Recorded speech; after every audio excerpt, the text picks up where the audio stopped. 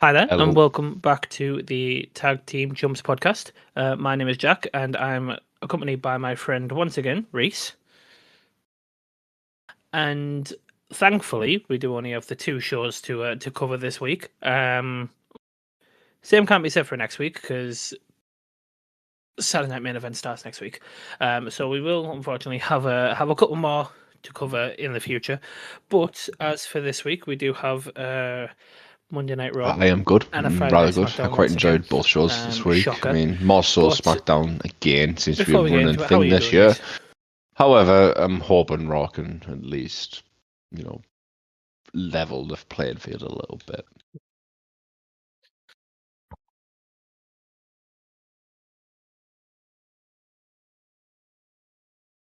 Yeah, it does seem as though they've done a little coin flip. Obviously with SmackDown seemingly improving on last year. Thankfully, they needed to, but it seems as though unfortunately Raw has took a little bit of a nosedive. But I did enjoy some segments from this week's Raw, and we will get into that. And we do have a little segment to talk about afterwards as well, which we will come to. But to start off this week, I won't lie with Monday Night Raw. There it seemed to be just call out after call out. To be honest with you, obviously we'll progress with those as the show commenced. But the first thing that happened in the show really was Javon Evans versus Bravo of the Los Americanos, and you know what? With the more that I'm seeing him, the more that I just Something I mentioned to you absolutely a couple, like adore it was Javon mentioned to Evans. you as soon as he He signed is for Raw. I said, incredible, this is in someone my you need to opinion. look out for," and I wasn't wrong. I mean, this man is something else. Seeing him fly is unreal.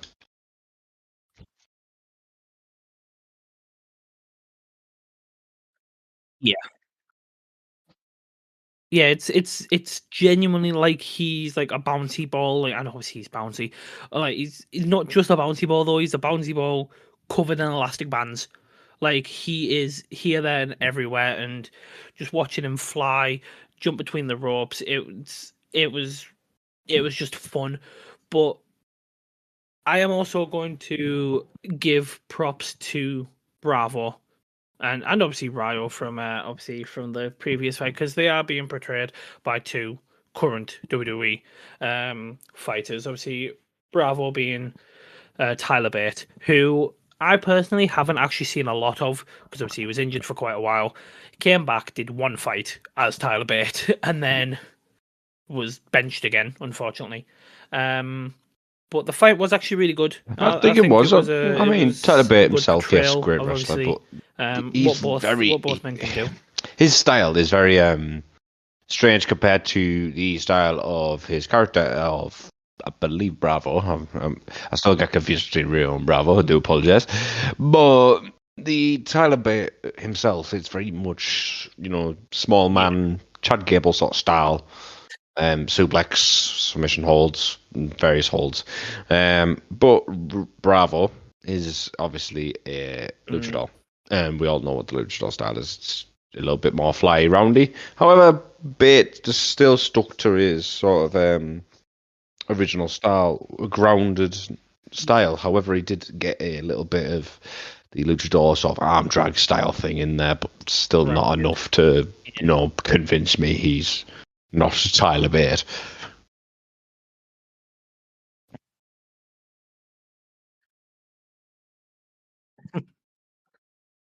yeah. Um, yeah, no, I do agree, and obviously it's one of those where the Los Americanos and um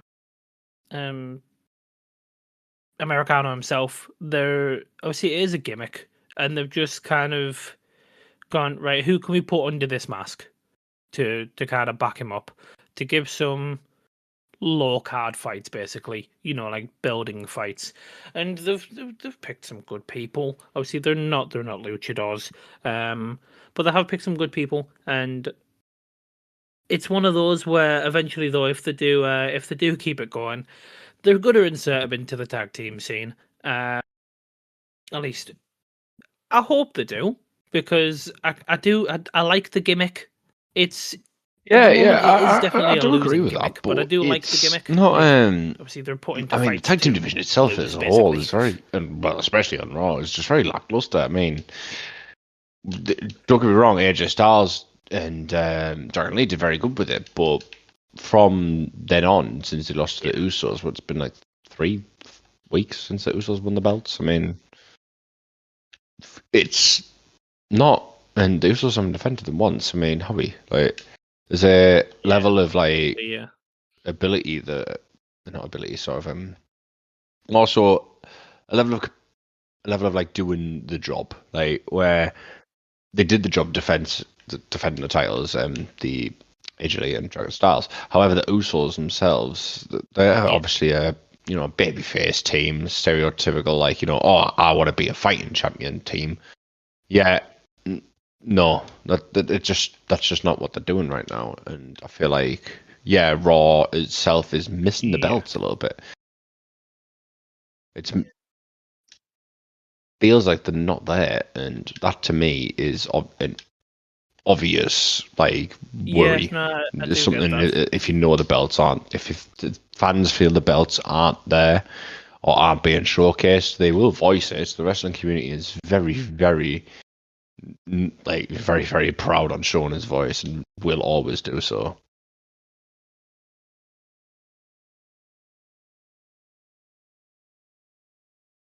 Yeah.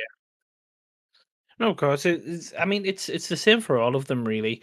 Like it's like all of the belts. It's a transitioning period. Like obviously, everyone kind of has like what could be obviously called the number one contenders, or whatever your opinion is on that. But it is kind of like it was kind of a transition week where it's like, oh, people are getting called out, people are setting stuff up for next week or the week after or Saturday Night Main Event, and it was very much one of those where it's like, all right, let's talk for quite a bit. Most of the fights were either relatively quick or lacked substance. Um, but yeah, it was very much a transitioning week Agreed. to try I and mean, on my opinion, personally, promote the people to transition the week number one is always contender something standing. that's it's very interesting as a whole when it comes to you get to see who's going against who in the possible next pay per view or the next Saturday night's main event. So, which is what we Mm. like. I mean, for example, there is the obvious one of the most well, just coming onto it. Finn comes out to confront Punk about the title challenge. And yeah, obviously it's not for a pay per view, as I was speaking about. It is still though a big event in terms of Finn Balor Yeah, may finally be seen at least in that sort of picture. He may not win it, and I don't think he will. But I think putting him in the picture is still a good sign for Finn. yeah,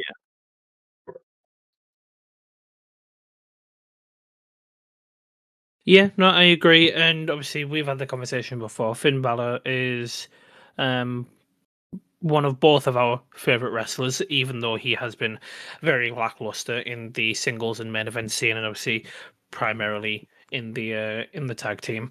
But we both love Finn Balor. We both miss him being like the main man.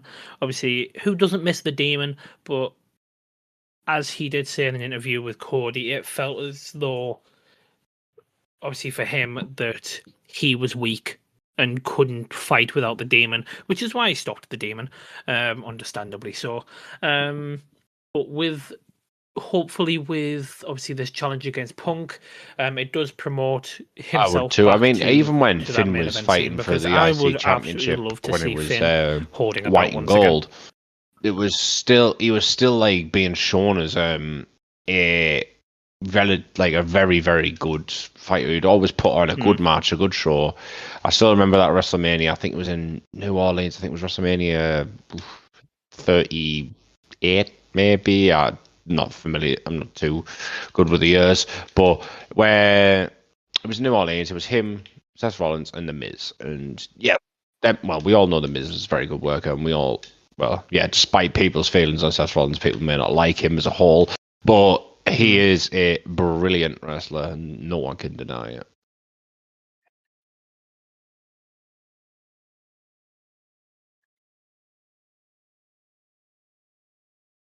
No, I absolutely agree with that. It's with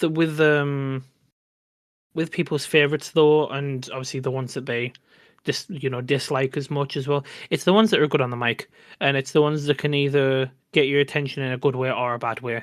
Obviously, Seth is, especially since Shield days, he is a massive heel, and they've done incredibly well to cash in on that because they've kept that going for over a decade. Which people love to hate him with Seth, but I am very much looking forward to Ireland because it's not going to happen. He's not going to get his title back. Obviously he didn't hold it for very long. Yeah, but no, he's not going to definitely not. be the But top I dog. feel At least not like, so quickly well, after the new putting his version hat of back Big into Goldie back into suits the main event Balor scene. a lot better than it suits than the Universal Championship suited him. Although the Universal Champion was red and Finn Balor's gear was red at the time, yeah, blah blah blah, or like, the gear has to match the belt and stuff. No, shut Of up. course, yeah. The Big Goldie suits him better. It just looks a lot cooler, and it makes him look powerful. And it would give him, Mhm. if he did win it, it would give him that definite leadership quality amongst the Judgment Day. Mm.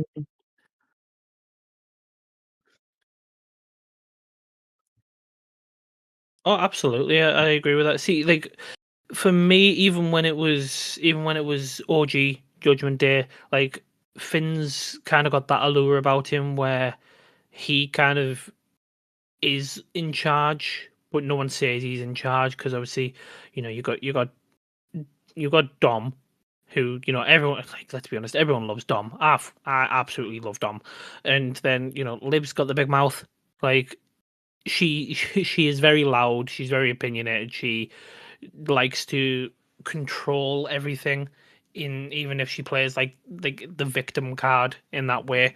But it was always JD. It was always Finn that people relied on for backup. Always Finn that kind of put people in their place.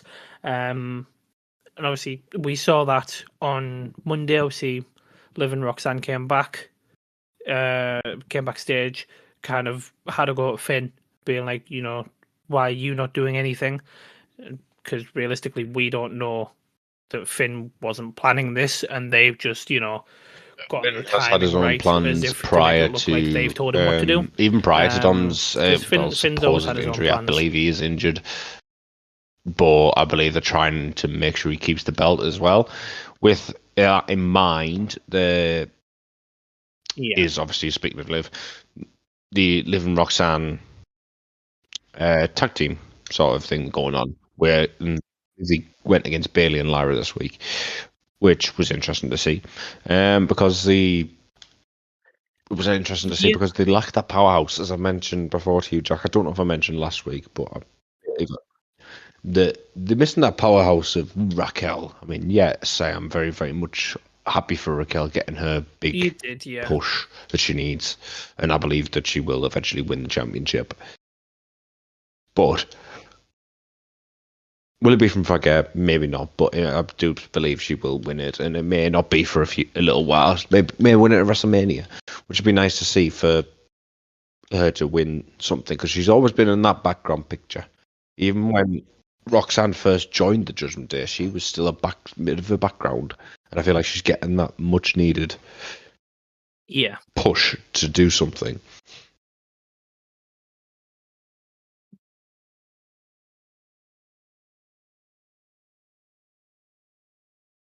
Yeah. No, I get that. But obviously missing Raquel from the tag. It's kind of a complementary tag team though. Like they're basically the same person. As I think we probably mentioned last week. Obviously, the difference is one's got brunette hair, one's got blonde hair. But the triple tag team match with obviously Billy and Lyra, who don't have a name, and the Kabuki Warriors. I mean, all three realistically not really having, in my opinion, like a textbook powerhouse. Obviously, Asuka and Bailey would be classified as the powerhouses of those two, but realistically, they're not. They're not like Raquel. And Raquel would absolutely dog walk them if they were still in the tag. But obviously, we did say this last week that with the way that the tag team division would go is that Bailey and Lyra and Liv and Roxanne would insert themselves back into it, which obviously we recorded the last episode last Saturday, and then come Monday night, 2 days later, what we said is exactly what happened. They inserted themselves back into the tag team division, seemingly Charlotte and Alexa and Nia and Lash have gone off to, just have a little feud with each other, which, just gets them out of the tag team title, basically. But yeah, there was no surprise that that happened again. And it wasn't a bad fight. It wasn't a bad fight. It was a little bit all over the place. And a lot of the time it was Bailey and Lyra versus Kabuki Warriors, obviously, which is how Liv and Roxanne fight, keeping themselves out of the main stuff to then style. spin However, around it's and nab the I am win, not basically, which is against the Judgment Judgment Day Day style. Day It's style. very good for them to get this sort of win, get this a win for the Judgment Day is very, very good as a whole, and I do respect the method that they use, but I myself don't like the idea of Charlotte and Alexa and Nia and Lash having their own sort of shtick, aside from the actual sort of in-ring stuff with the belts. It's lacking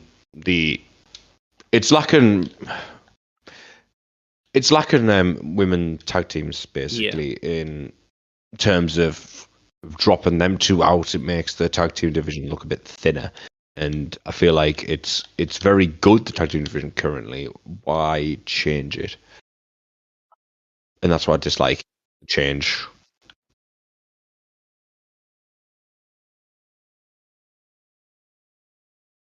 Right. Yeah, no, I get that, but once again, it's a case of they've put those tag teams in there to kind of thicken the herd, whilst the actual tag teams came back. And obviously, because Liv was injured, they wanted to put a push on Raquel. Obviously, Bailey and Lyra have had this kind of weird little voices in Bailey's head thing for a couple of weeks. I say a couple of weeks; it's a couple of months. But obviously, they're getting the cohesion again, and obviously putting them back into the tag team. And let's be honest, it was Liv versus Rhea. They weren't going to pass up on a chance to do that again for Agreed. the 100%. time. There was no way With they were going to that miss out on being said, putting those two against each other. again, another one they've run back. Becky and Maxine is being run back in Ireland this time, which is interesting to a degree, because I feel like Becky already herself is a star. It makes Maxine look like she's the massive underdog here, because she's going to the hometown.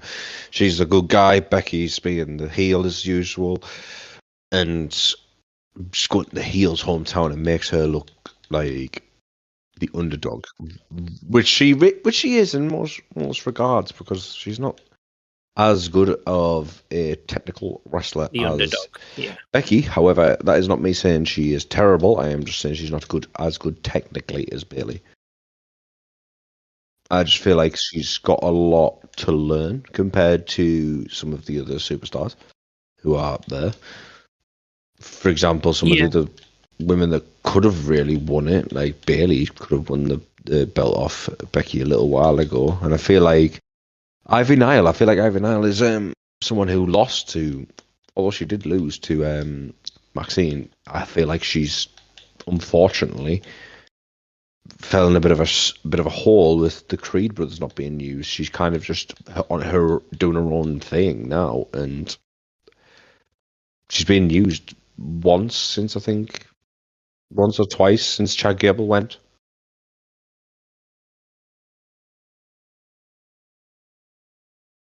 Yeah, that IC defense was the only one that comes to mind.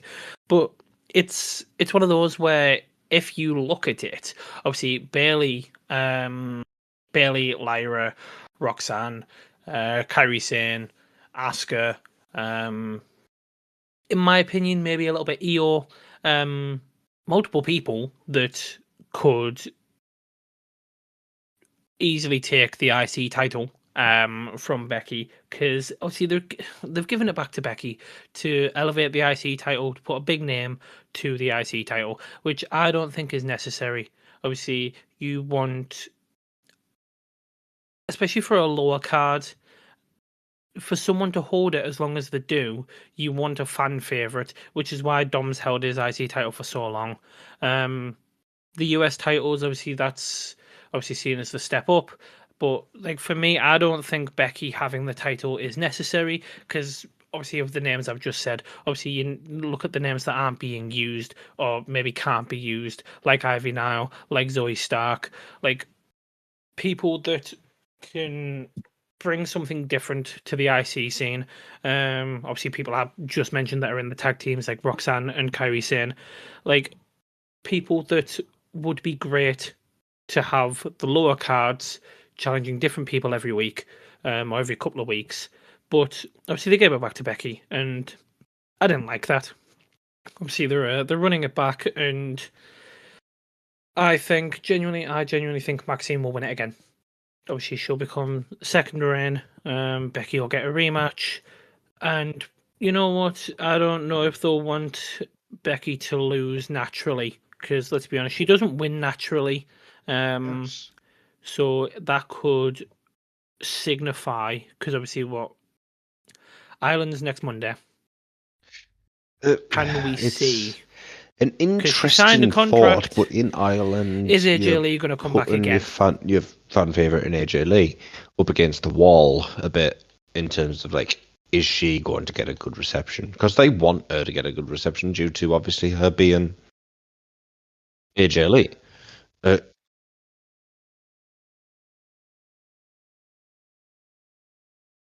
AJ Lee. Um, what I will say, sorry, before you continue, I don't think AJ Lee's going to come back in Ireland. I think Maxine's going to win the title, and then back in America, when Becky challenges again, she'll lose, and AJ Lee will turn up, like back in America. I don't think AJ Lee will come back on Monday. I don't think she's going to come back so soon. But I think she'll come back a little bit before the Rumble, um, and possibly actually come back into the Rumble. Maybe the uh, no, I title agree get like the 100%. I title challenge gets set mean, up for after the it Rumble. seems a bit strange But to no, yeah, not sorry. have her I come don't think back AJ Lee at will come certain back on weeks, but Monday. bring her back when you're abroad in Ireland. I mean, you got to think about travel schedules. At the end of the day, yeah, it's not something wrestling fans like to talk about because at the end of the day, we want the magic to happen. But we know as wrestling fans that some wrestlers aren't going to travel too far out of their country. I mean, now why would we expect? There are certain exceptions, of course, like Saudi Arabia. Money talks, things like that. There are people that want to do it, which are usually the lower people, and there are the people who love the wrestling. For example, Mm. AJ Styles, a big name who will more than happily travel around. But you've got other ones that aren't so susceptible to wanting to travel around, which in my opinion comes to mind would be, for example, I mean, Orton recently hasn't been too much up to traveling, but I get he is getting older. Maybe not be the best sort of example, but that would be the one I would go with for now. Mm.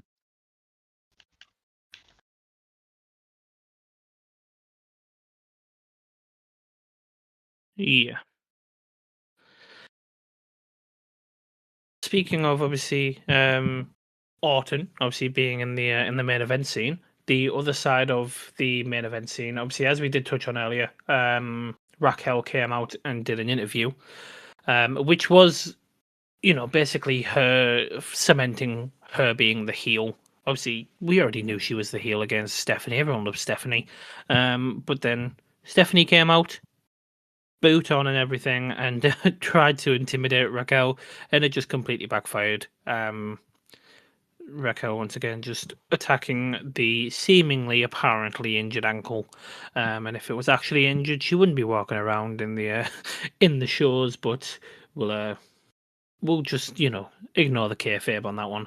But yeah, Raquel just once again attacking Stephanie, and I'm hoping with that, with an actual segment that wasn't interrupted by Nikki Bella, that they actually have a one-on-one instead of including Nikki Bella, because Nikki Bella's absolutely awful, especially with her age. Like, yeah, she was probably, quite good, obviously, during the Divas era, but that was all about, sass I and mean, I ego, feel and it was like never with really about the fighting. not to touch on it So too much, but hopefully now we with the actually have a old style of one-on-one. wrestling, for example, when the Bellas were around, it's a lot more. It was a lot more. Shall I say?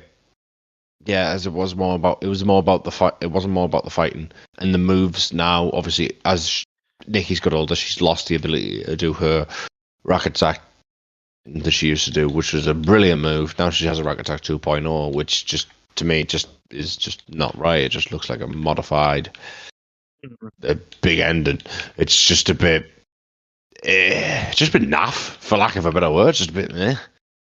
And I feel like it could be so much better. And onto a lovely, Yeah, well, like I I mean, get a lovely that. move that is performed by Raquel herself. That's a Hana bomb. That is such a difference to the Rack Attack 2.0. It's brilliantly performed. It's like a one-handed power bomb thing. It's brilliant to watch. She lifts them really high as well, and I genuinely am surprised some of these people don't come out with back injuries. Yeah.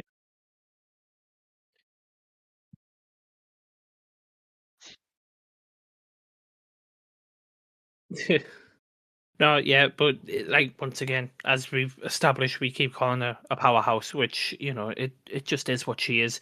Like obviously back in obviously NXT and so forth, her and Rhea, they're literally two sides of a mirror.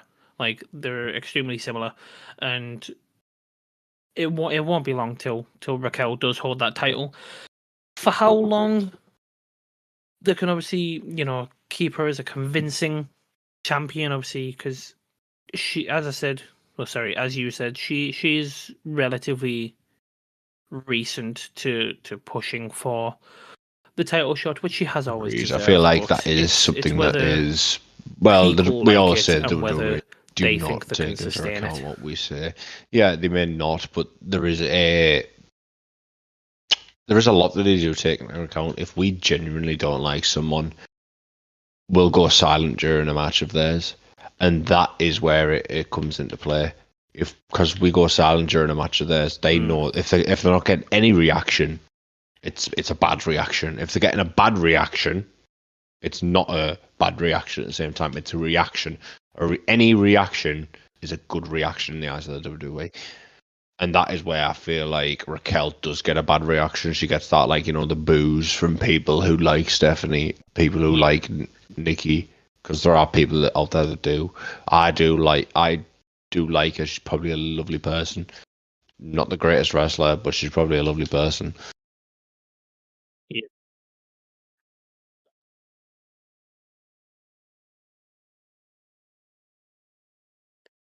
Yeah, no, like obviously up until recently, she was like the power behind the Judgment Day. She was just a face. She wasn't a heel. She wasn't a baby. She was just a face that was there, that was used for her power.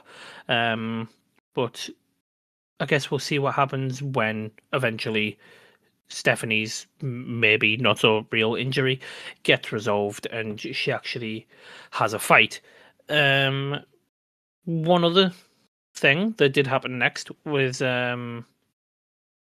people actually getting a fight. A very quick but surprising I'm a little call bit out, the surprised by fourth it one of the because they show. haven't been Alpha utilised Babes calling at out the all, really, in Usos, the past, which I was very surprised by. year. It's good for them to get some.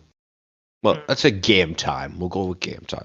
It's good for them to get I some. like that, It gives yeah. them to get some screen time to get them in the picture of the tag belts because realistically, they're there. Yeah. They're a tag team. They're an actual tag team. They're not just being mushed together. And Raw lacks tag teams, and I feel like you you can't have. I feel like it's a bad call out to make because you're Yeah. having them call out the best tag team in the business currently. It probably for a long time they have been the best tag team, and that's they got the worst, arguably the worst tag team in the entire WWE roster, calling out the best. It just Yeah. seems a bit what they're running before they could walk, basically, is the way I'd put it.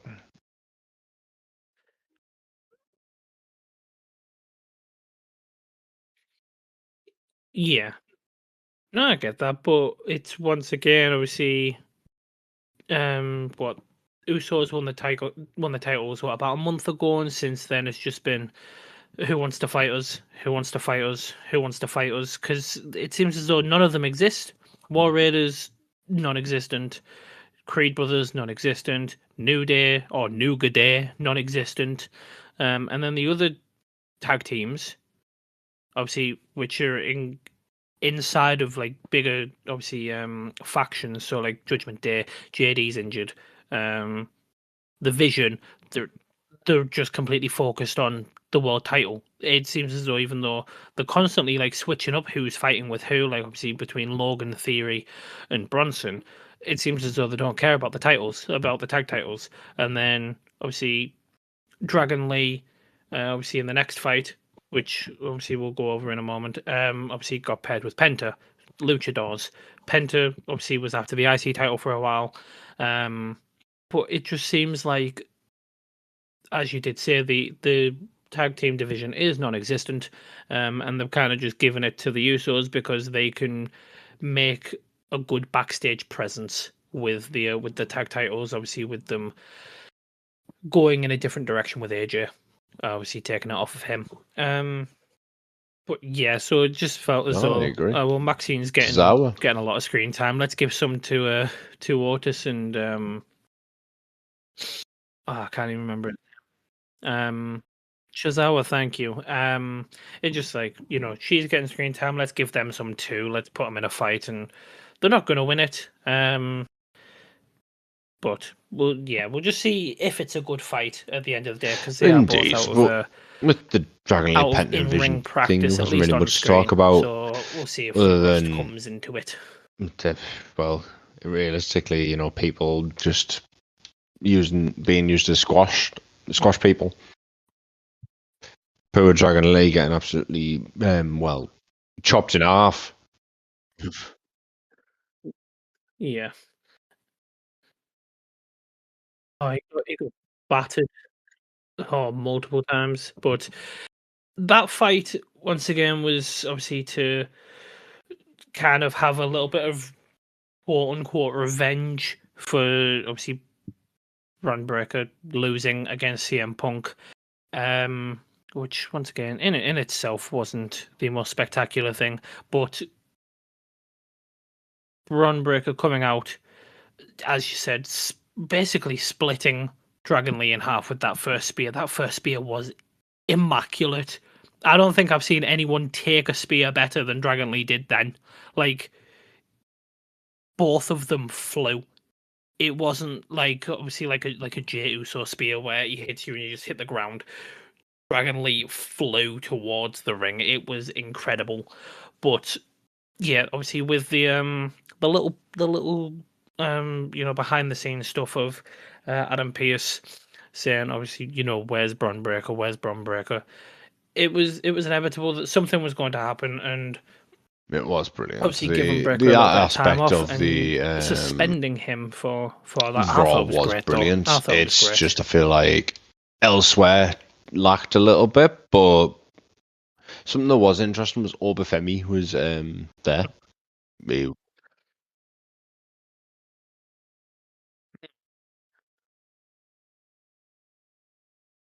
Yeah, the promo, which kind of now takes away from what I've been saying, obviously for the last couple of weeks with you, and obviously on last week's on last week's episode.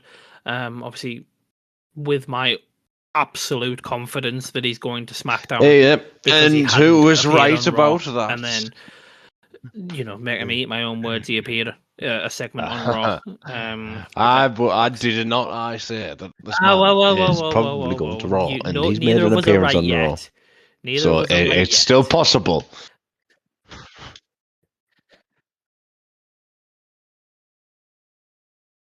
Well, in a cutscene, there was no actual promo. It was a cutscene. Obviously, same as what he's done on SmackDown.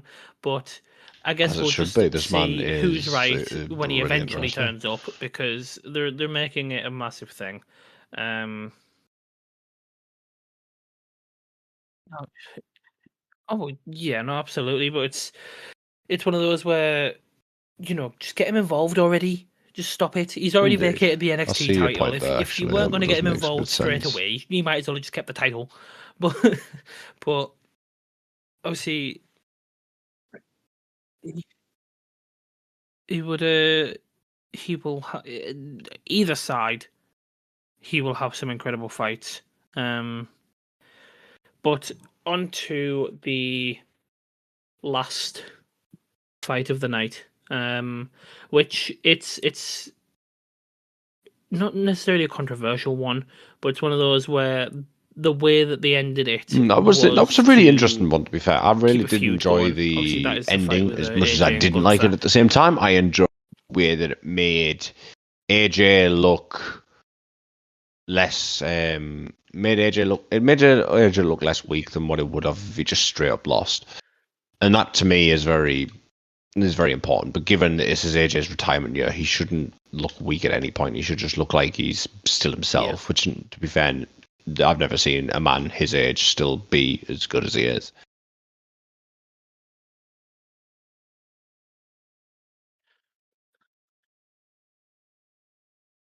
Oh yeah, I agree with that. Um, obviously, for if anyone didn't watch it, I'd be surprised. But obviously, on a technicality, AJ did win by tap out because Gunther gave him a little tap on the bottom, to end the fight. But the ref didn't see it, and then obviously the ref, as normal, spends too long. Oh no, the fight's still going on. You're right, the fight is still going on. So turn around and watch the fight. What are you doing? Uh, Um, but yeah, low blow by Gunther, to then obviously win the match. Which I have obviously noted down a very interesting fact. Obviously, of Gunther being I did not undefeated know that until they mentioned it at during Saturday Night's non-title main single event. matches, which I was very That surprised at. I didn't actually it was realize. a very strange thing to hold, a very strange title to hold, sort of. But it is also a very impressive one at the same time. However, it feels like you do all this great work Yeah. up until you get the belt. It-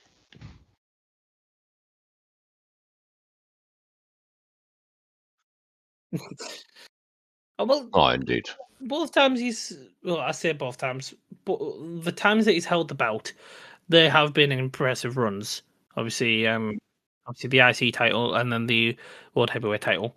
Um, obviously the first time, but it with the way that the fight went, it was one that AJ did win, should have won, but then it appears though, obviously with them stating the fact that Gunther is unbeaten during singles was one of those where they kind of realized themselves that, oh, Yeah, let's not let him do Gunther's that. never Yeah. lost a singles fight when a title's not been on the line.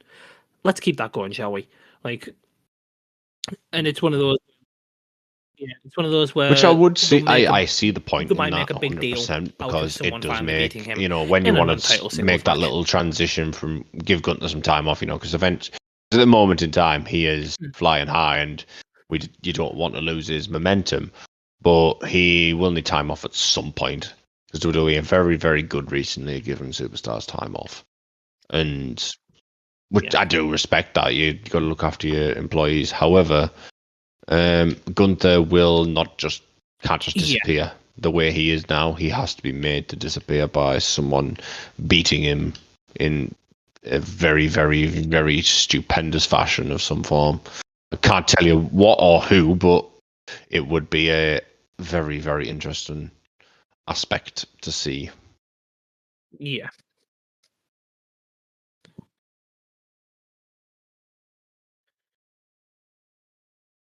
I agree. I agree.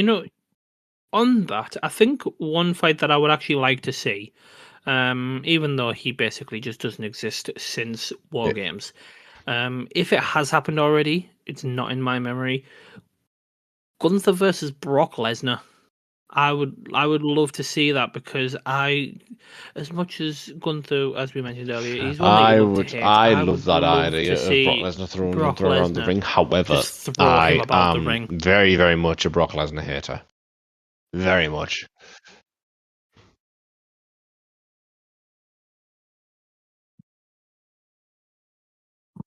Oh, me too. No, me too.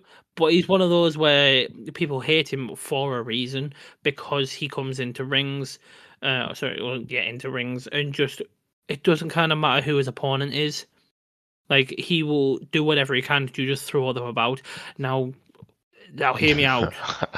Just because we've already mentioned him, Gunther versus Brock Lesnar Well, that versus would be a Obafemi. very, very good ring break.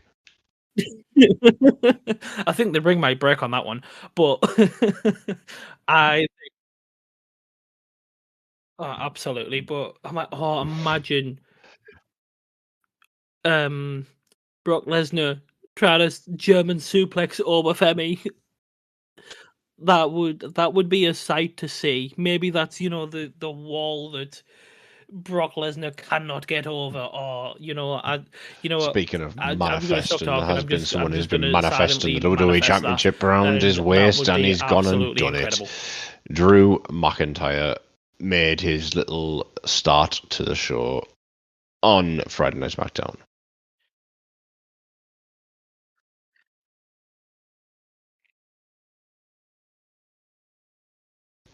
He did, and it's one of those where obviously I am very happy that he's won the title, and it seems as though it's not one where it's going to be a little back and forth.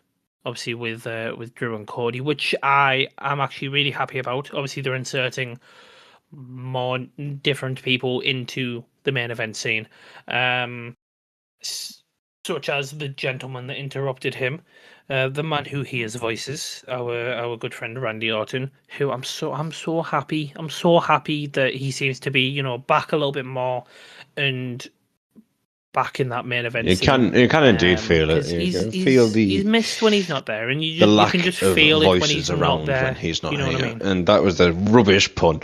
But oh well, he is something special. I mean, to me, he's one of the best, as most will say. But I've always seen that in him since I started watching wrestling around about 2005. I seen the greatness in Randy Orton a lot longer before he even became good. And he is indeed. To me, I don't. Yeah, obviously, people are going to I say, I "Oh, I agree watched that this. man I've is the watched him do this, definition this, of and this." But aura. yeah, I've watched him do it all. Like this is some people who watch wrestling these days. Yeah, only started watching wrestling a little while ago, and yeah, it's not their own fault. These things happen. Not everyone has access to all these streaming platforms in America, for example. That there's about 6 different streaming platforms to watch all different kinds of WWE. It's strange, but to me, thanks to Netflix, I've been able to watch everything back if I wanted to, and it makes me feel a lot better as a whole. To know that I can go back and watch some of my favorites, even long after they've stopped wrestling. It's a great thing. Ah, I absolutely agree. Oh, absolutely. Speaking on that, if Netflix wants to sponsor us, absolutely, just give us an email. But um, but yeah, no, absolutely agree with that. Randy is it's one of those where obviously with everything that John did, like obviously 17 times, yeah, he has to be called the GOAT, but especially in our era, like there is no one that is a closer second, and I'm talking in my opinion like inches than Randy Orton. Like his move set, his aura, his in-ring ability, his promo ability, he is spectacular. He is spectacular. Um, but I think we should probably stop glazing him, because Randy Orton was then also interrupted He was indeed. by a man who has just come back, Jacob Fatu, who he didn't have much to say, and by much I mean nothing, and just attacked Drew McIntyre without question. But It still seems it's one of great those that was to just know that it's still furthering ambiguous. the I'm the a whole little bit thing annoyed I of didn't find who out this attacked week, Jacob. but I feel like we will either find out at Saturday night's main event, given Cody is wrestling Jacob Fatu, but more on that later, or it is something that we may find out at the on some form of SmackDown coming in the coming weeks. It could lead to a WrestleMania match between the two, whoever it is. It may not even be one of the two that we've seen. For all we know, it could be Damian Priest, and that was just a guess. Please don't come at me in the comments saying, "Oh, well, Damian Priest was doing this at the time." Yeah, that was just a example. I wasn't after any shtick from the IWC, which will breathe down my neck in the comments. Hopefully, I would very, very much welcome the hate.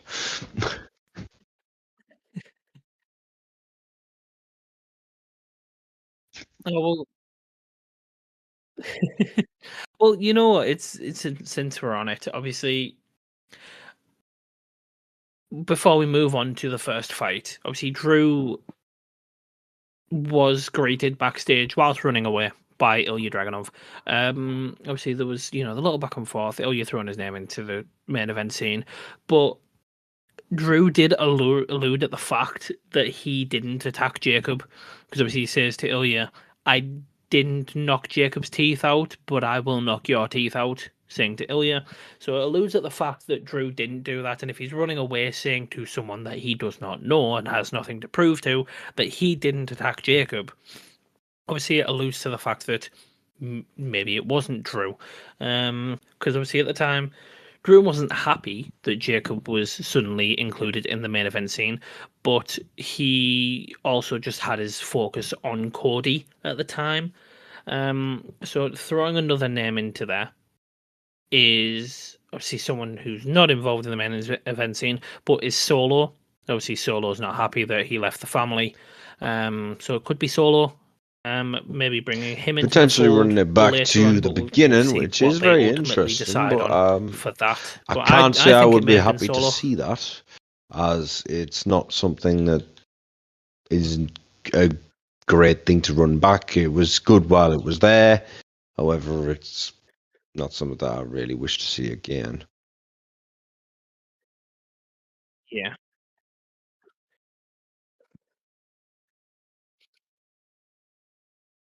Yeah, no, I do agree with that. So just for the fun of it, let's just throw a random name out there My and my say guess that in is that it's actuality main event it scene. Who was around that time? Ric Flair and he's coming How back. long ago was it? It was a couple of months now. I'm trying to think who around that time wasn't doing too much and it was on SmackDown. Yeah, it was a while ago. That's Yeah, the issue with it. who So, wants to punish Fatu? And the only person and that who does had come to mind is smoke? Solo, but that running that back seems to be unfair almost, given that there's 5 MSTs versus Yeah, one Jacob Fatu. If Jacob Fatu wins, it makes all 5 of them look weak. If counterproductive. Yeah, Solo wins, it yeah. makes all the work they've done with Jacob pointless. So I feel like running that back again would not Yeah. make any sense.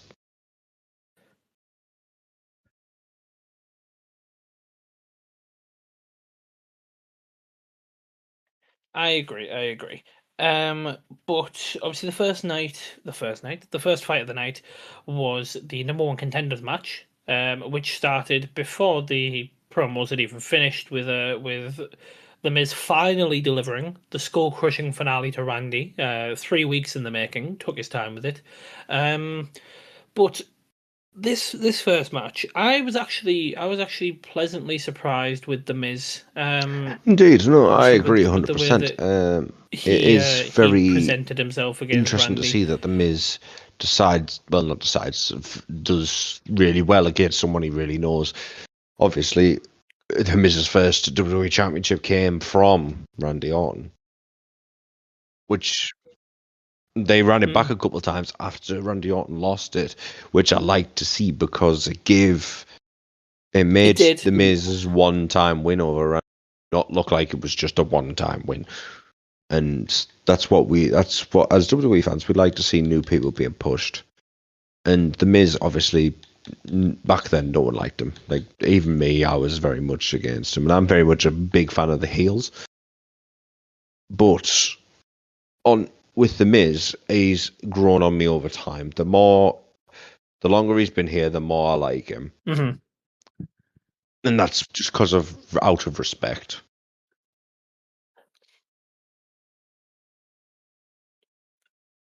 Oh, well,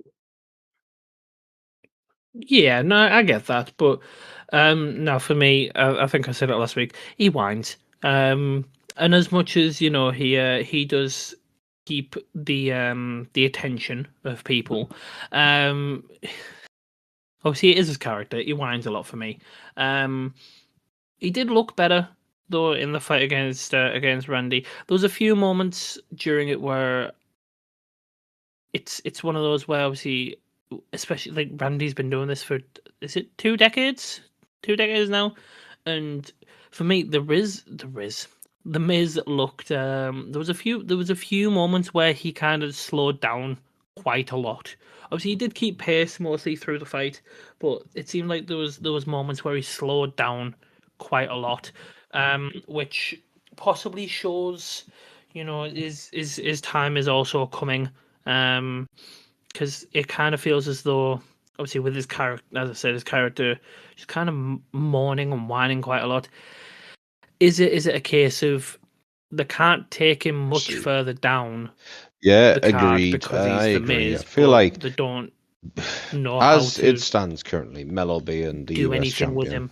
Yeah, Obviously, Melo and Miz had that thing, and they eventually did nothing with it. I don't know why, and brilliant because it was really quite good for SmackDown at the mm, time.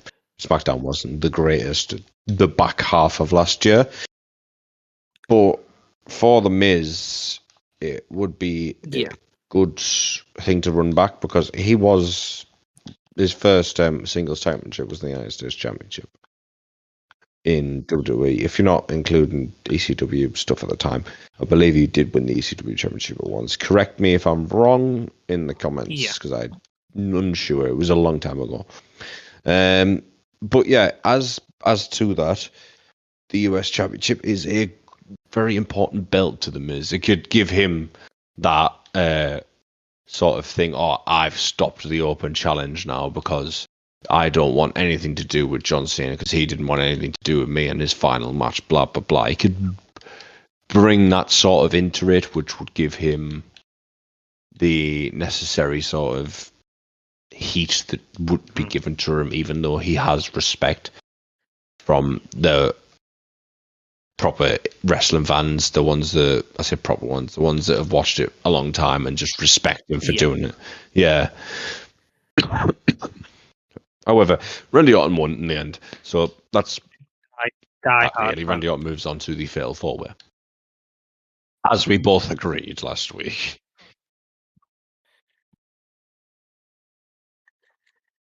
He does, yes, he does.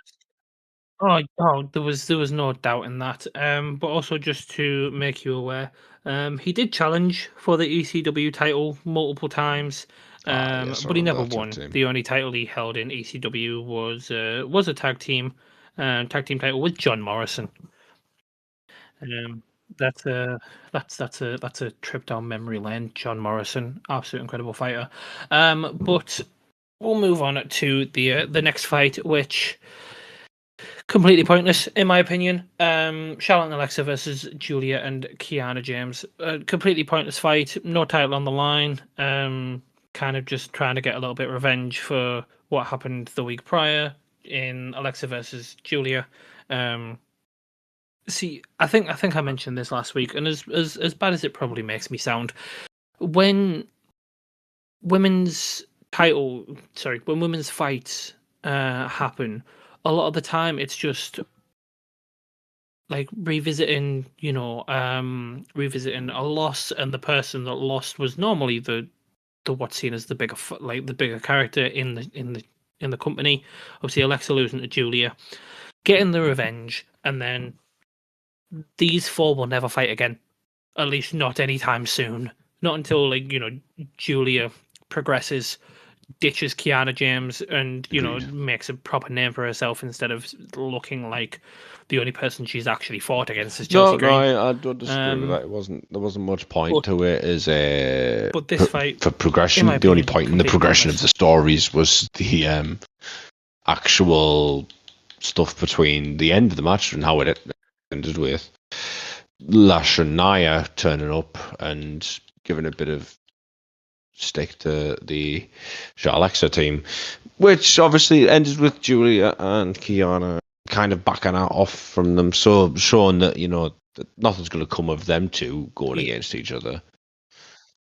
Which after that, we could just move on to sort of the yeah, MFTs and Wyatt Six sort of feud continuing as well.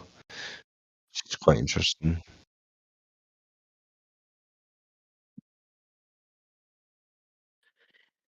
yeah. They're promos. They're promos with each other.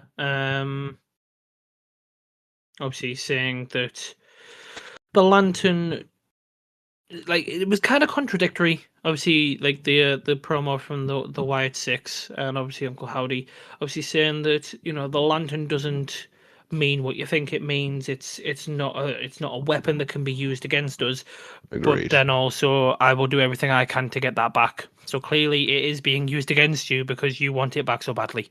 So it was once again just furthering their little feud, which um, I think actually we'll visit that before the um the next things, because obviously that was furthered by Solo versus Damien. One the contender match for the number one contender fatal four way, which we did mention last week. We didn't care who won. Um, it was just to see who came out, and obviously they're prioritizing the feud between the MFTs and the Wyatt Six more than Solo's progression towards the world title. Because obviously the Wyatt Six inserted themselves into the Yeah, fight. no, I agree. I mean, it Um, just doesn't seem to be. Obviously inserted themselves into that Yeah, fight it makes the to MFT. They attack the want to make the MFTs. MFTs look great, but they want to also at the same time make us like the Wyatt Six by giving them the tag belts, giving them props, giving them stuff to do, constant TV time, which I like. I did like the Wyatt Six. Uh, as they are just, I like the way that the way that they are run a little bit is good. Like when it's faction on faction, but when it comes to tag team stuff, it's not the greatest because obviously just a lot of there's a lot of Wyatt Six and there's just two tag team members. It just feels like the Wyatt Six should always be winning the tag matches, but they don't, and that's what bothers me.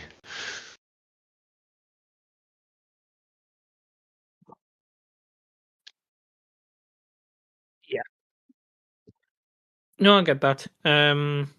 Obviously, I did obviously glaze Dexter Loomis personally last week, but I do agree with you there. It seems as though obviously, but that's one of the things where with this feud, at least they're acknowledging the fact that Solo can wrestle. Where for me, obviously, it's a gimmick that they're kind of just given to Bo Dallas, obviously from Bray Wyatt.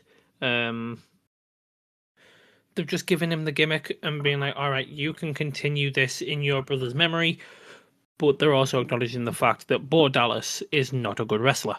Because when it comes to the actual one-on-one, 2v2, 4-on-4 tag matches, Uncle Howdy, Bo Dallas is barely involved.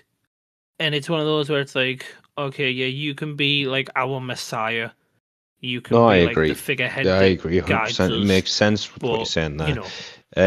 you're not going to fight. It's unfortunate because Bull Dallas to me is not the worst. He's not the best either, but he's not. I've seen worse. Like funnily enough, in the opposite side, in the opposite faction, that Tongaloa, oh my lord, I've never seen someone wrestle so badly. Yeah, we'll not talk about him because every time I talk about him, I get annoyed. And we'll move on to Cody Rhodes. Someone who I also just plain don't like.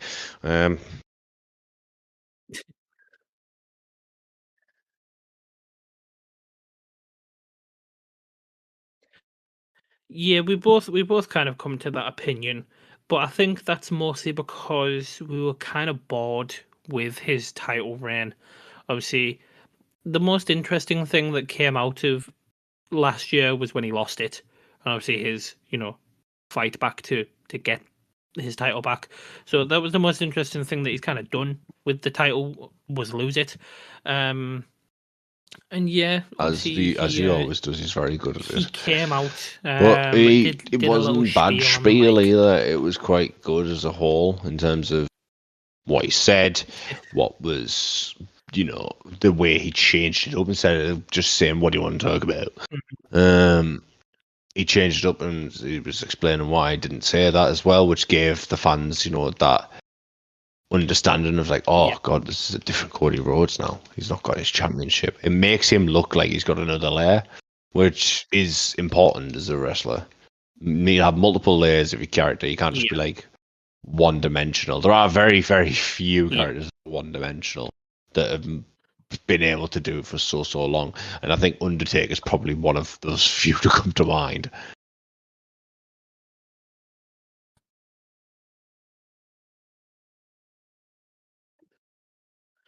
yeah.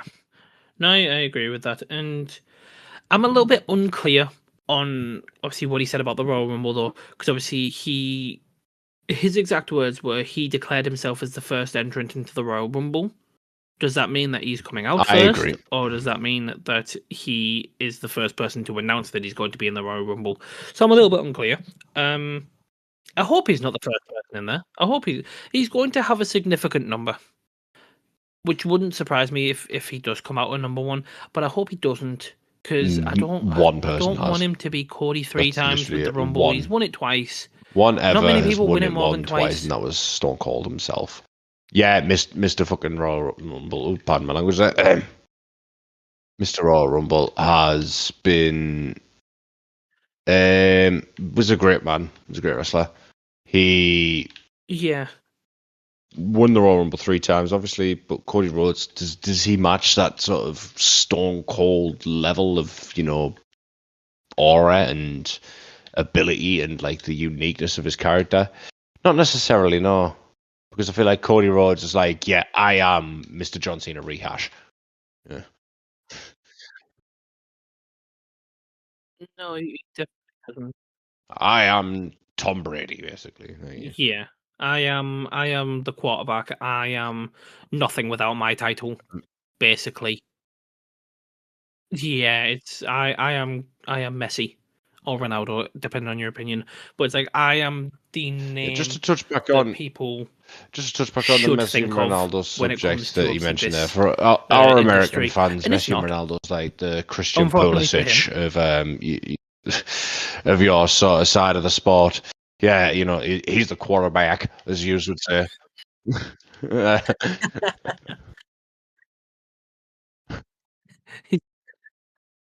All right, LeBron James. There you go. It's the LeBron James of soccer. But yeah, it's one of those where Cody's nothing without his belt, and he needs to be in the main event scene because with what they've built with him, they're not gonna drop him down to the US title.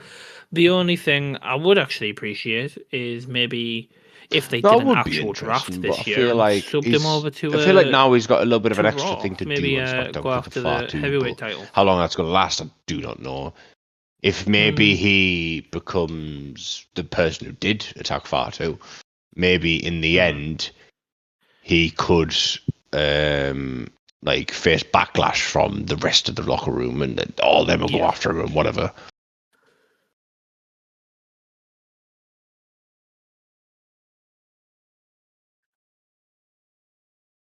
yeah. I wouldn't argue with that because obviously he did call out Jacob because he got involved in the three stages of hell match. Obviously he called him out, but then obviously at that point nothing happened. And I feel like obviously we'll actually visit that because later on in the night, I don't actually think. I did actually. Because later on in the night, actually no, we won't visit that yet because there's a little prelude to that. Um, but next after calling out Jacob, and then you know going to chill out for a little bit. We had probably the only thing I think we actually Yep, disagreed on and last week, which was unfortunately for myself, it ended the Trick Williams way. What versus I mean, Matt it ended the way I Cardona predicted. It in the did not number end the one way I contender match. wanted, which unfortunately with me is very, very, very constant.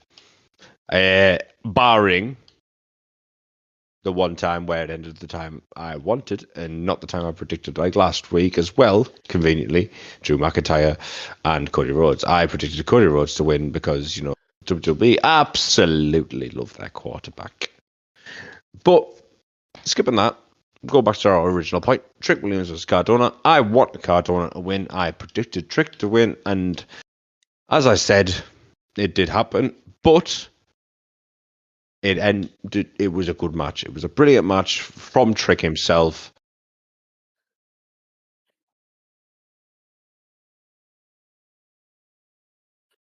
Oh, it was very good. It was a lot better than Trick versus Rey Phoenix. It was a lot more of a compatible fighting styles. And I actually did really enjoy it. And I will say, obviously, with how the fight went, obviously I was a little bit surprised that obviously me saying I wanted Trick to win, but thinking Matt would win.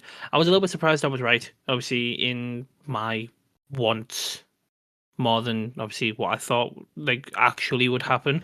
Um, but it's in a way it was a good thing because it was one of those where their choice to have Yes, Trick indeed. win No, 100%. Trick was Williams propelling is to one the of the future future instead of stars, as we've bringing back the mentioned two of past. them prior to this, Obafemi and Javon Evans. Um, to me, Trick Willie, or Trick Williams, or Whoop That Trick, or whatever we're going to call him. He's got Mr. Trick, 5 names, or we'll call him. Yeah, is a brilliant wrestler. His move set to me is something that's very, very Booker T esque. He has his own he has his own spin on certain moves. For example, he has a spinning sidekick to the face. That's a Mm, Booker T's move. No one can tell me that's not Booker T's move. I've seen Booker T do that a million times. That spinning pump yeah, kick, yeah, was very, very brilliantly performed. But my favorite of his is his trick shot. It has to be his trick shot. It's just hits so well. It's yeah. a nice pun to the name. Everyone loves a good wrestling pun for a finisher. Oh yeah. But it's such a simple move. Yeah. It's very much like a bro It's kick, but just a in knee to knee. the face, kind of, isn't it? It's a kind And of I don't. running knee to the face in a I, way.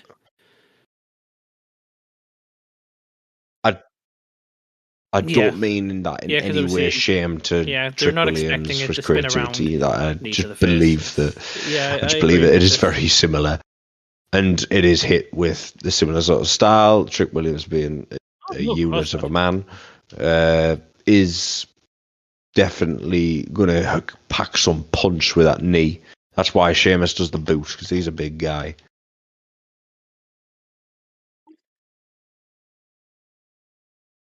Yeah, yeah. I mean, it's always been the same with WWE. You obviously you do compare finishing moves because let's be honest, the most obvious one is the F5 compared to the FU. It is literally the same thing. It's just he spins him and it never lands cleanly. Um, but it's not meaning to say that one is worse than the other. It's just that they are comparable. Um, but it was a good fight. It was a good fight, and obviously Trick progresses to the fatal four way, which I do enjoy, which I do like the idea of. Indeed, indeed, indeed. I agree. It's Obviously, something it's different, something a little bit and it different, something a little bit makes different. SmackDown a bit more interesting. It's not just putting down the new guys that have just come up. Oh, you've just come up, but you can't hit that level. No, it makes Trick Williams's cockiness and like brashness and full of himself a way of talking makes him look like he is all that, and the fans love him. Don't get me wrong, the NXT fans love him, but other fans probably dislike him just because of his like Yeah, little attitude that he has. I know obviously a lot of people aren't fond of wrestlers with attitude, especially, well, I mean, Miz comes to mind. No one liked the Miz back in the day. But to me, it's not. Yeah, I'm not mm. happy that Trick won, but I'm not unhappy either. I wish Cardona won just because I'd like to see Matt Cardona in that picture. But he'll get there eventually. I believe he will.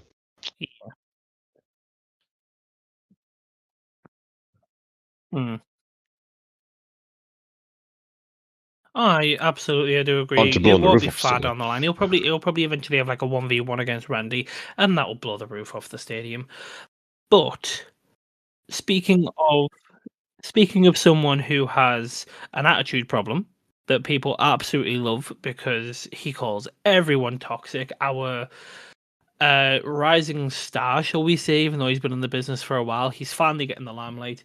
Um, Kit Wilson comes out with his absolute banger of a tune, which if you've not added it to your Spotify playlist, I'd absolutely suggest it because I was blasting that whilst on my way to get a haircut yesterday. I think I listened to it about 4 times. It The was question is, it's though, just an absolute whilst you were vibe. blasting It to get your lifts your haircut, spirits, and did you do the it's dance? just That an is the question. absolute brilliant song. Um, Yes. Yes, there you go. That's all that matters then. in the middle of the street. You know I did. Yes, I did. But yeah, obviously he came out seemingly for no reason, but then obviously my favorite part, I don't know if you noticed it, but it was on TikTok and obviously I did notice it when it happened. His music stops as he attacks Matt Cardona, throws him into the stairs, and then it kind of like goes like a split personality in a way. Like he smiles again, he starts walking again, and his music hits exactly He again. basically Like he it was finished the perfect fight and timing. didn't It was emote. so Basically, funny. I what? genuinely laughed, and it was really really good.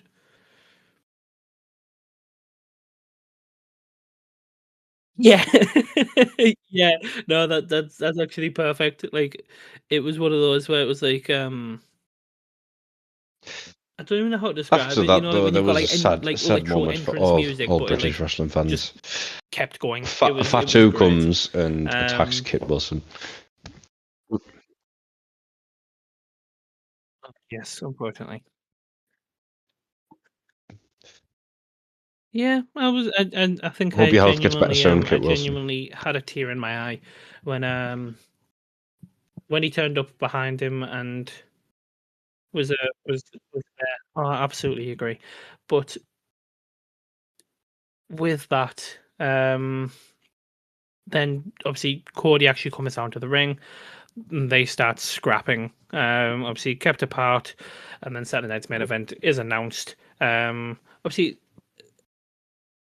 it was one of those where not much was going to happen, unless they were going to have an actual fight then and there. But But it was mostly just to with that, it can't happen further at a Royal little Rumble. feud. We all know that because of Cody Rhodes making his announcement to enter. They won't make Cody pull double duty, not if it, especially if it's not a Rumble. That is not the greatest because the Rumble you have to be always ready for your moment, regardless of your moment being the spot of that specific minute or not. Which is great.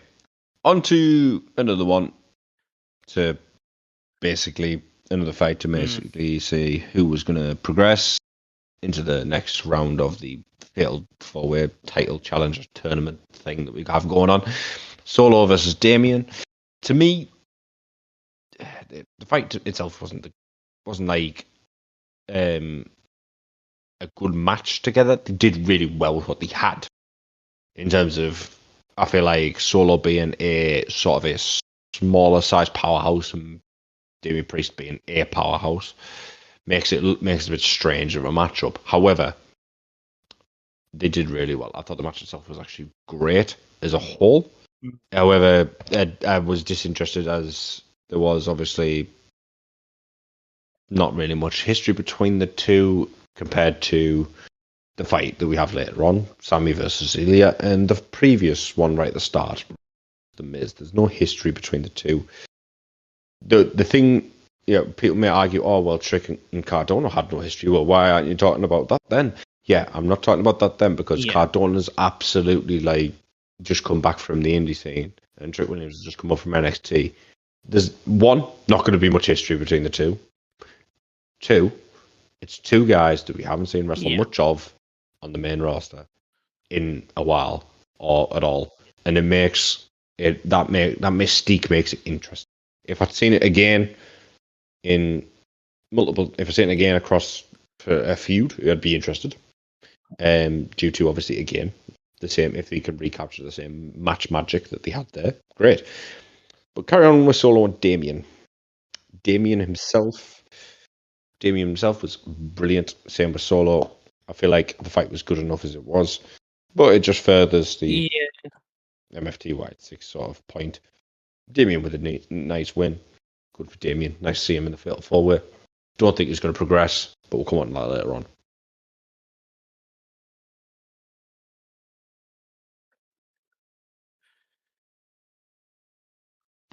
Yeah, with Damien, it's one of those where he's never in the title scene for long. But then when he's not in the title scene, they don't know what to do with him. Same as obviously last year with the Elimination Chamber. Obviously, he's put in the Elimination Chamber.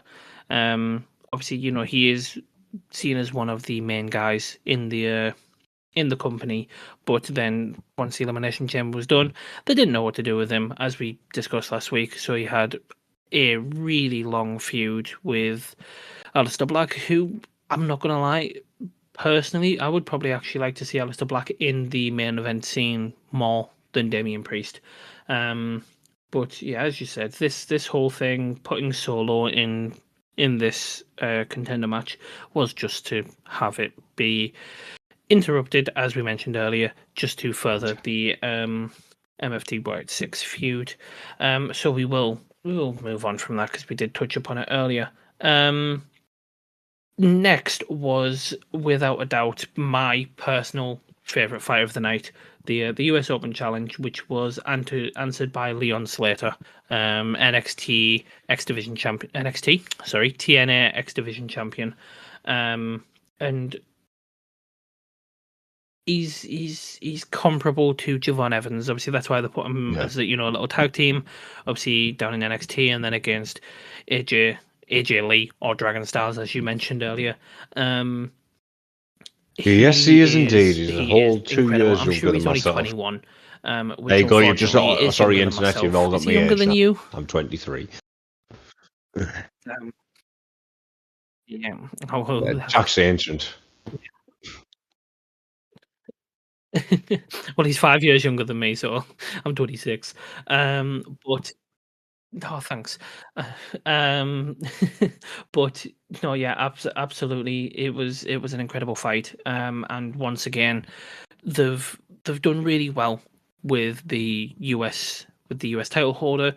My only issue is that they do need to stop the open challenges at some point. So they'll probably have a heel win it and a heel then say US title open challenges are done, because they had it, when John Cena had it.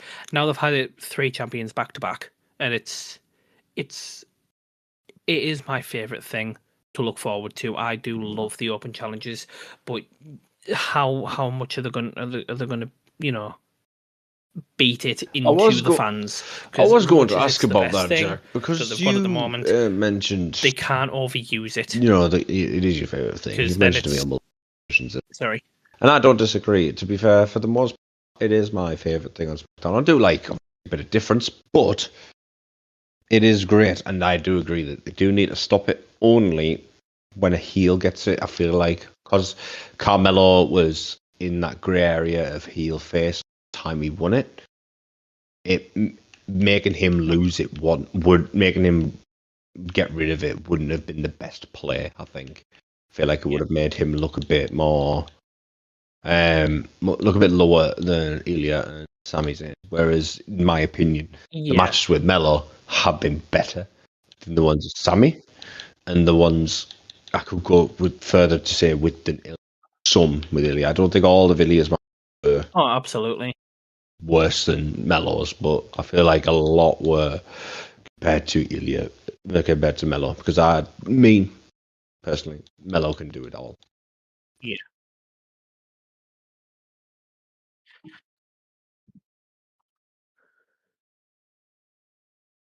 So just obviously because you've just been speaking about that, I have just had a thought, and obviously because obviously Miz has been going after Randy for the last 3 weeks and actually lost in the contenders match. Does Miz then challenge him next week, or maybe in a couple of weeks? Obviously, because during the fight with Leon, he obviously kept alluding to his knee injury that he got fighting Shinsuke last week. Obviously, still managing to pull out the win with a massive first 48, but they alluding to the fact that they've already given him an injury, and obviously, like in the coming weeks, someone's going to come take it off him. Someone's going to play on that injury. And who who better or probably more obvious than the Miz to come and do that? Obviously, add another title I to agree, his indeed, 100%. expansive With roster by taking it it off would of be the Melo Miz. and I ruining mean, his to first. further the Miz point, one of his moves that he used to use, he barely uses it anymore. However, before it,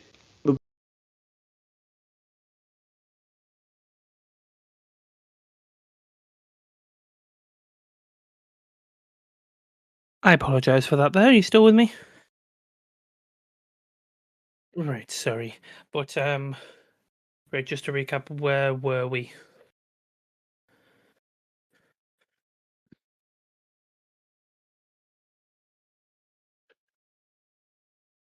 Right, okay. Right. So we will. Jesus, sorry. I will cut back in 3 seconds.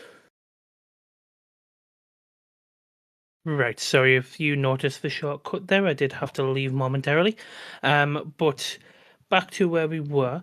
Obviously with the US Open Challenge, and obviously what may happen in the future. In my opinion, the fact that Leon Slater challenged for the US Open Challenge possibly. I mean, is Leon a Slater being massive sign that TNA, he is I'm not going sure how to long the TNA deal join the has main left. event very soon. Probably be Because involved in obviously, the Royal Rumble. it's about how the wrestling business is these days, deals and stuff. Yeah, I'm not sure how long the TNA deal has left. However, if it has long enough left, Rumble, then could see Leon Slater in the Royal Rumble. Maybe give a spot like Ricochet had a few years ago. Something, you know, that he could do. It's a bit different. It will make him look. It will make him look good. Make people get eyes on TNA, and maybe make people a bit more. seeing Leon Slater. Things like that would be very interesting, I think. But we'll not talk about the Rumble. The Rumble's a little way away at the moment. We're still in the early stages of the year, like early stages. But we'll move on to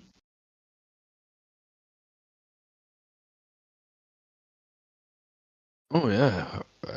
I mean, Honestly, the you'd be time's getting away with surprised. me. I'm fairly It's certain the literally about Rumble's at the end of 12 days January. away or I'm something fairly like that. certain it's the 31st of January. Well, I mean, then again, Leon Slater could be definitely more likely is in the Rumble Yeah. if things are going well with in terms of if TNA haven't got anything going on, then yeah, I mean, it could definitely be a shout.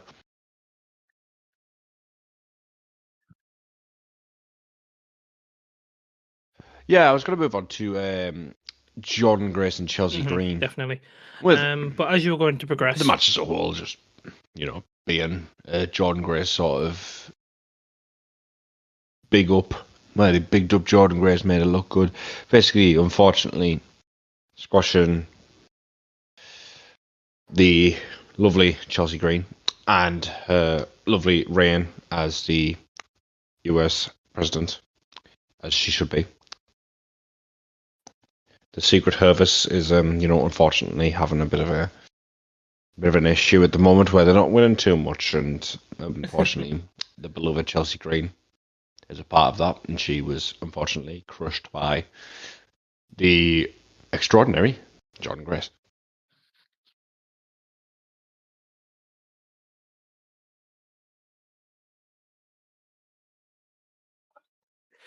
yeah, which I mean, it was obviously a follow up of her beating Alba Fire last week, so there was no real surprise. And to me, obviously, with how they portray Chelsea Green, she's either extremely dominant or she's extremely lackluster. And the fact that it was basically a squash match, the match was only about 3 minutes long, was inevitable, especially with Jade Cargill sat at ringside, to just obviously further the fact that I agree to that point. Jordan Grace is as much as the I only like it, person that I they're don't. putting I against feel like Jade Cargill at the because of moment. the lack of women, you're putting up against a new person against Jade Cargill, but it feels like this new person's going to lose out on their momentum because they're being put against the champ that's just won it and is, as far as I'm aware, still yet to have a proper defense. I think she's defended against BFAB or Meechin once, but like, if I'm honest, I don't care enough about BFAB and Meechin. They're Yeah, not still undefended, really. I'm not interested. Defending against BFAB is Jade Cargill. Yeah, no. If Meechin defended against BFAB, I'd think, oh, you know what, one of these, it could change. Only because I don't think either of them have too much out. Well, Meechin's great in the ring. BFAB can talk. BFAB's not great in the ring. Meechin can't talk. Which is where obviously they come together as a team. Very nice. I feel like Kiana James and Julia sort of esque between them two would probably be the best way to use them both. I can't think of a way where they both get used in a great way. If it's not that. Yeah.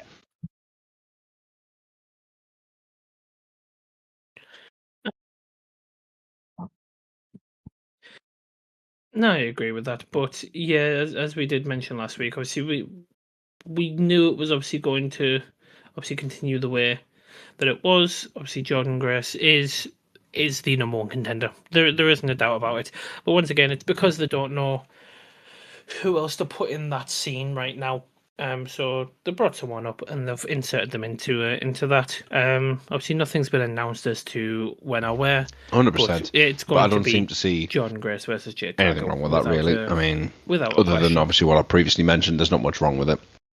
But I won't complain when the match happens. If the match happens and the match is good, I'm not going to complain. But I'm not. I'm very, very much not. Yeah. On the side of Jade Cargill, don't really like her as a wrestler. She's not the greatest, and I feel like her promos are very old school Roman Reigns esque. Just plain rubbish and unbelievable. Like when I say unbelievable, no, I don't mean unbelievably good. I mean, just unbelievably, just unbelievable. Just as this, you will not believe what this person's saying. She has no believability behind what she's saying.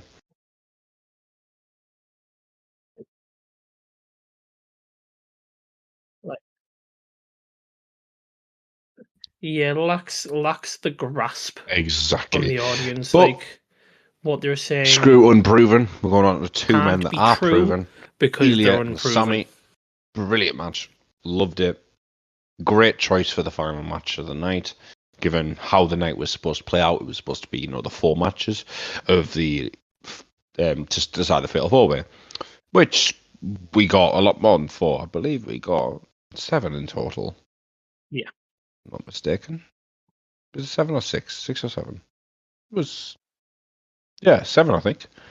We had Randy Miz, we had Charlexa, Julia Kiana, we had Trick Cardona, Solo Damien, Open Challenge, Jordan Grace, and Ilya Sammy. Yes, 7. Which is quite a lot, especially for a SmackDown. And obviously, yes, it's gone to 3 hours now, which, Yeah, how was it?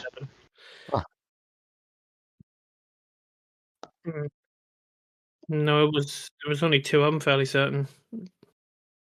At least when I was watching it, when I went to rewatch a couple of things, it did show there was only 2, unless it was 3 Exactly, live. which is why But then I it just begs believe the question: why would you some watch of it our live if it's comments will just going to hopefully include all of the dictate ads as to for an tell hour, us which why, makes it what 3 hours happened. long? Because obviously we live in England. Yes, the times were different for this week, but we have, as we've previously stated, we do have other things going on. We do have work, and we do have lives outside of wrestling. I know that can't be said for a lot of the internet wrestling community. Sorry, okay. We'd have a life.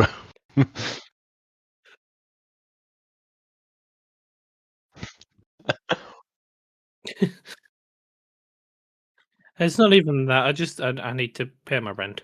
But no, yeah, with Ilya and Sammy, they ran it back obviously from the US Open title, where obviously Ilya previously won it. And obviously I can't actually remember if we made a decision on this one last week, to be honest with you, obviously. But I personally am glad that Sammy won it. I think we actually did say that Sammy would win it because obviously Ilya 100%. has only just inserted himself into the main event scene. I mean, rightly so. He's a great fighter. But yeah, no, Sammy coming out on top was nice to see for me. Obviously, it keeps him in the main event scene, and I think out of the 4 that are in the main event into the Neither. I the do agree to that four-way, point. We've it got. would not surprise me if There was a little it is Sammy backstage that wins segment we it, haven't previously mentioned yet between Damien and Trick. because That indicates to me that it looks like, obviously, because they're having a match next week. Yep. Okay, cool. But they're also having a match on the following Saturday, meaning both of them are going to be doing 2 matches over the space of 48 hours. That the WWE, when they program it like that, indicates that neither of them two are going to be getting the dub when it comes to the situation. Randy Orton is free, but I feel like The Miz will pull some rubbish. And Ilya's too proud to even stoop that low, so which leaves Sami Zayn to be the guy who picks up on the rubbish unknowingly. He will pin Randy Orton. I think he will pin Randy. And I only say this as Damien, you think you'll Trick, pin Randy? just have it out with each other, keep going and going and going, get overzealous. Very, very, very, very much like the match of the Fatal 4-Way a little while ago, where Damien and Alistair went off and did their own thing, and something happened. I can't remember the rest of it, but and they went off and did their own thing, and it cost them both the match ultimately. Damien being Mr. Overzealous, Mr. Over-exaggerated, Trick's just a stubborn ego maniac, so quite literally blends together. Miz comes in, Randy Orton's going for his RKO, like setting him up, setting Sammy up. Sammy's just struggling to get up. Miz gets behind, skull crushing finale, slides out the ring. Sammy's in, sets Orton up for his liver kick. Pin 1, 2, 3.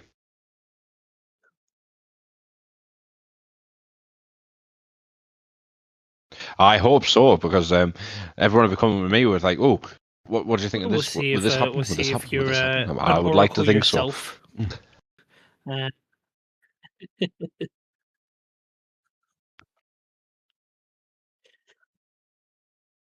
but it is a case of obviously, because then I'm fairly certain that this number one contender Correct. match is pinned for Royal Rumble for the fight to take place at the Rumble.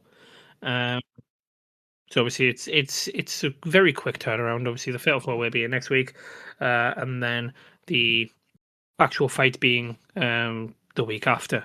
Um, I can't see No. with them taking it off of Cody, and obviously basically everyone's been begging for it to be Drew for a while. I can't see any of them taking it off of Drew so quickly. Um, but obviously we'll get to that when we go to the Rumble. But I do think obviously as we've said, obviously SmackDown was definitely better than Raw once again this week. But I think the only thing that obviously kind of hinders my opinion on these fights and so forth is the fact that I'm watching it through a TV screen.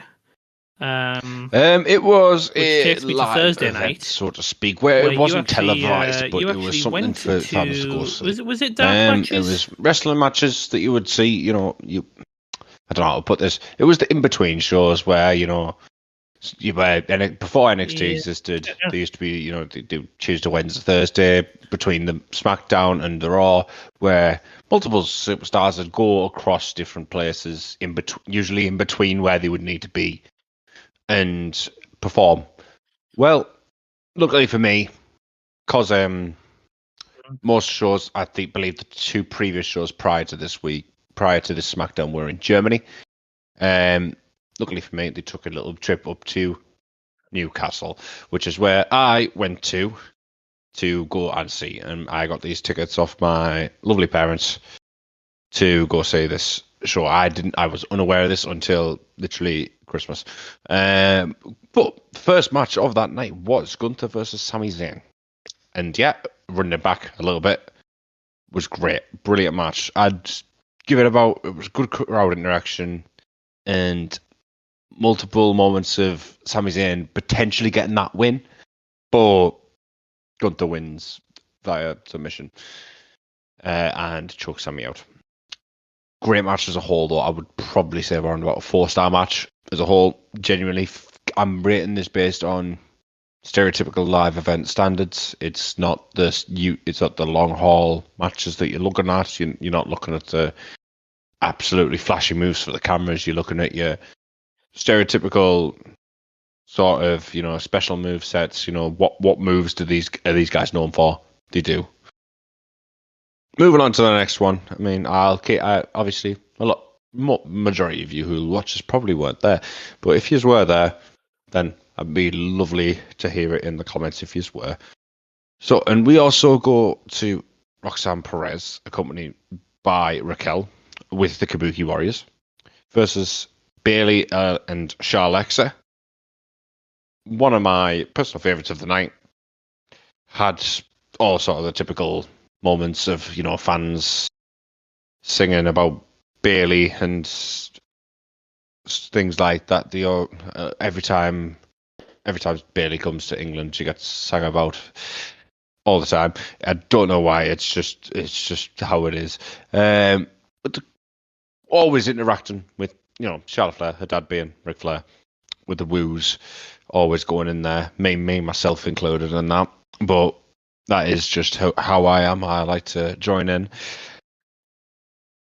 But a phenomenal match with a brilliant finish, with Raquel being thrown out by the ref, and Alexa catching Kairi Sane's insane elbow in her sister Abigail DDT to win the match. It was a brilliant finish. If you'd seen that, please go. Like, if you'd seen it, just relive it in your head, or if you've somehow recorded it, great. Genuinely rewatch it. Brilliant. Then it went on to Ilya versus Nakamura. And in my opinion, Like Ilya, great. Like Nakamura's grown on me. I've never been his biggest fan, but he has grown on me. Nakamura and Ilya was brilliant as finish wise. The rest of the match was a bit dull to me. I felt as if the crowd weren't as happy to see them. I felt like as if they were just there.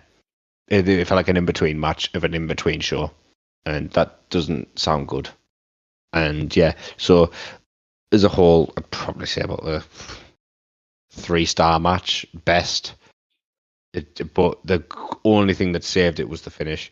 He was going for a torpedo Moscow headbutt, and he got caught with a Kinshasa, and Nakamura got the win. And that to me was a brilliant finish. But one of my other favourites of the night, we've got your boy Bouncy, and was supposed to fight Bron Breakker originally. Was attacked by Bronson Reed behind, and then someone comes out, you'll never guess who, CM Punk. Gets himself out there, announces a tag team match. Great is sort of great to see that initial announcement. Match itself is a bit slow, a bit sluggish, but I get it. They just had a match on Raw 3 days prior to that, so I'm not too. Well, I mean, the Vision had a match on Raw pretty just prior to that. They're busy. They fly around. They get a bit tired. 100% can get it. Then you got Becky versus Maxine. Yeah, as a whole, not the greatest match. Worst match of the night. Stereotypical cross-body cover from Becky to Maxine. When they jump off the top rope, cover with the cross-body. The one that never actually pins them on the TV. Yeah, the one that one that actually got her pinned. So just signified to me it wasn't great. But yeah, again, onto another match that to me was just a bit stale. Wyatt's versus MFTs. So finish itself wasn't the greatest. It was, not the finish, sorry. The match itself wasn't the greatest, but the finish was probably, again, saving this match. So it was Solo interrupting Uncle Howdy from getting a Sister Abigail onto, I believe it was, who was it at this time? It was Tonga Laura, I believe. But he ends up eating a mandible claw. And JC Mateo goes to the intercept, but the referee's trying to get them out the corner, Solo and Uncle Howdy. Guess who walks in? Nikki Cross, and I am not kidding you, flashes JC Mateo. Just basically stun him, and Uncle Howdy turns around, grabs him for Sister Abigail, hits him with it, gets the win. Probably one of the funniest bits of the night. The end there was saving grace of the match. Probably give it about a 3-star if you really want my star ratings. If you don't want them, tough, you're getting them. Drew versus Cody was the final match, and to me, the one I looked forward to all night. I knew it was going to happen because, well, I read up on all this stuff. If I'm going to see it, I'm looking to see what's happening. Drew versus Cody, solid match, really, really good. Probably about 4.5 star. Best match of the night by live event, in between show matches, whatever you want to call them. Finishing in DQ, however, with Drew, I'm not kidding you, just looks at Charles Robinson. Charles Robinson was there. Yes, I know. I was really amazed to see him, given how veteran he is.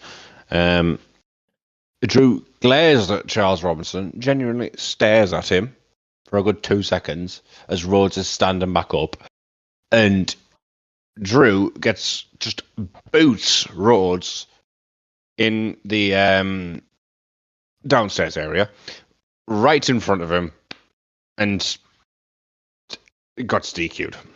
Amazingly. Drew celebrating, and then the aftermath is, well, Cody Rhodes attacking him, putting a chair in the corner, doing the little throw into the corner for Drew. Drew eats the chair. Cody Rhodes goes and gets a table out. and does a frog splash to put Drew through a table, which finishes the night. And Cody Rhodes finishes speaking, saying he wished he brought the title. Basically, a little bit of another version of what he did on Friday. But Yeah. I seen it first. So, yeah. As a whole, if you really want to go to one of these live events, it's more for your money. It's great. However, the superstars are always at their best, in my opinion, when it comes to the actual shows, not the live events. So, if you want to see them at the best, you're best off going to SmackDown or Raw or PLE. But if you want to take a little trip and actually see someone close to yourself, you're best off waiting for a live event to hit yourself and come towards you.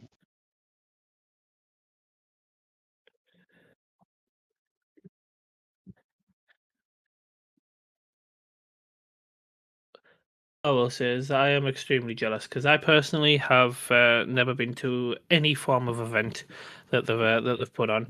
So I am very jealous of the fact that you went, because we did only mention obviously maybe 2 or 3 months ago, obviously, that we'd organised to try and get to a live event when they obviously come across to us, and then a couple of weeks later you mentioned that you've got tickets to go see an unrecorded I did show. enjoy So it I was very jealous, 100%. and I still It's am. worth going But for I'm the glad fan, that you a I'm fan glad that you like enjoyed us. it at the If very you're least. just someone who's not who's interested but not super into it, I wouldn't recommend it. It's not some if you're not like me, where if you want to go there and you want to see, it's not going to happen anymore. He's at a time where he's too old to be traveling around all the time as much, going to these places that are just too far from where he needs to be the next night.